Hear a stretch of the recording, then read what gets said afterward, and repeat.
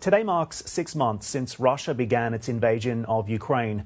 The offensive began on February 24th, with Russian troops crossing the border into Ukrainian land at dawn. What has followed is the death of thousands of people on both sides of the conflict. Ukraine's military confirming that almost 9,000 of its troops have died defending their homeland. Russian losses, although unverified, are thought to be far higher, with some estimates placing its casualties as high as 40,000 dead.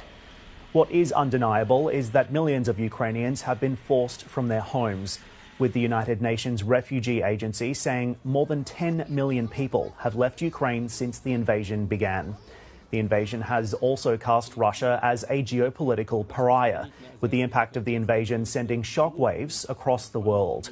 Russia remains heavily sanctioned by the West, and the blockading of Ukraine's grain exports, the entire industry cut by half, has caused a global food crisis.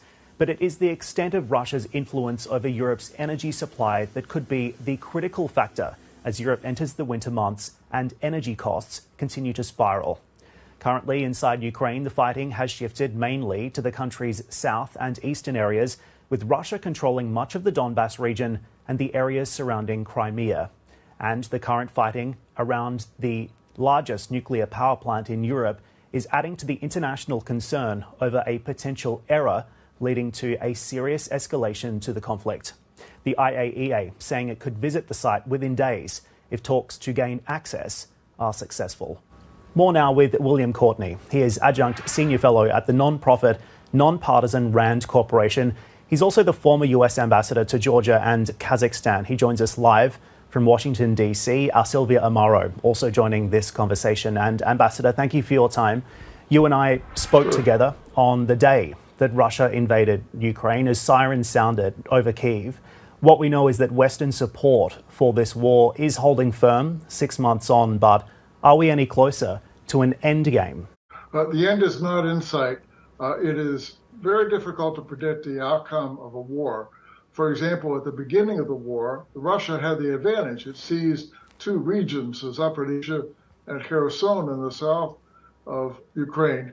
But very quickly, the Ukrainians stopped and forced the Russians to withdraw from attacks on Kiev, Kharkiv, and Odessa, the three largest cities in Ukraine.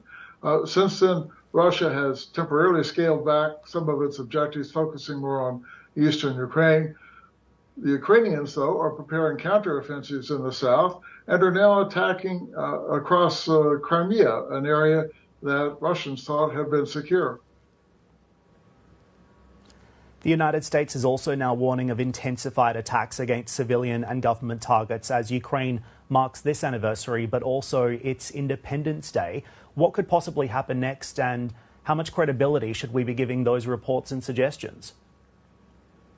Well, it is likely that Russia will undertake some kind of attack. For example, there is a report now in the last hour or two of heavy shelling in Kharkiv. But it doesn't appear that Russia is in a position to make an advance, to thrust forward in any of its positions. So I'm sure that the Ukrainians will respond to what Russia does, but it doesn't look like this is going to be something that will affect the outcome of the fighting. Good morning, sir. I would like to ask you from a European perspective, what do you make of that decision from the European Union to grant Ukraine candidate status? Because at the time that was very controversial in Brussels. Do you think that was actually a good decision from the Europeans to tell Ukraine that at one point in the future, despite of how long that might take, Ukraine can actually become a member of the bloc? Yes, from a political perspective, it sent a strong message to Russia that Europe saw Ukraine as part of Europe's future. And that was likely to happen at some point anyway, because Ukraine has really oriented itself much more toward the West since Russia invaded the first time in 2014, 8 years ago. So while Ukraine still has a number of steps to take to qualify in terms of aligning its regulations, for example, with European Union, it's been a positive step from the standpoint of reassuring Ukraine and signaling to Russia that the West is going to be firm